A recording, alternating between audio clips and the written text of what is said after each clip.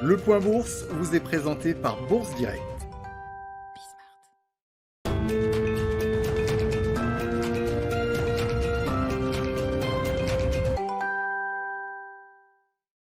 Tendance dans le rouge à la mi-journée sur l'indice parisien. Le CAC 40 continue sa consolidation après les records enregistrés le mois dernier et encore en début de semaine. Les investisseurs vont suivre toute la journée aujourd'hui la publication des indicateurs d'activité dans le secteur des services. En Chine, tout d'abord, le PMI des services remonte à son plus haut depuis avril dernier. Il ressort à 57,8 points en novembre, montrant que la reprise continue dans le secteur tertiaire dans le pays. En zone euro, en revanche, les services continuent leur contraction pour le troisième mois d'affilée avec un PMI des services qui ressort à 41,7 points. En France, ce même indice PMI recule également au mois de novembre, conséquence des mesures de restriction, notamment avec l'arrêt de nombreuses activités considérées comme non essentielles. Il tombe à 40,6 points, soit son plus bas en 6 mois. Maigre consolation, il ressort finalement légèrement au-dessus des attentes du consensus qu'il anticipait à 39,9 points. L'indice ISM des États-Unis sera publié de son côté cet après-midi. En attendant, les investisseurs ont pu prendre connaissance du livre beige de la Fed qui servira de base à la prochaine réunion de politique monétaire de la Réserve fédérale. Un livre beige qui fait état d'une croissance modeste ou modérée dans la plupart des États américains, avec même 4 États où la croissance est très faible voire nulle. Un argument de plus pour le vote rapide d'un plan de relance sur le sol américain.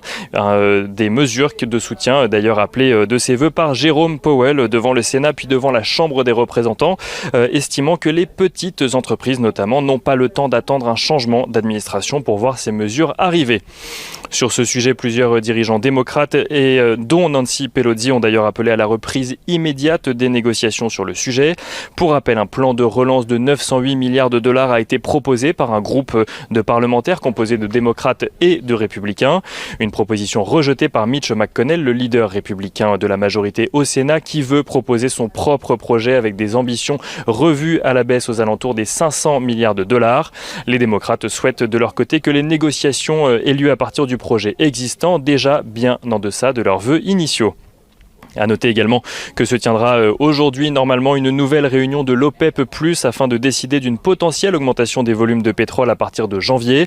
Des volumes sur lesquels les différents pays n'ont pas réussi à se mettre d'accord pour le moment. Et on regarde ce qui se passe du côté des valeurs à présent à la Bourse de Paris. Au sein du CAC 40, tout d'abord après Saint-Gobain, Orange compte lui aussi distribuer un dividende à ses actionnaires cette année. Il compte utiliser une partie des 2 milliards d'euros perçus suite à un litige fiscal pour verser 20 centimes d'euros par action à ses actionnaires en 2021. L'opérateur envisagerait également de lancer une OPA sur Orange Belgium.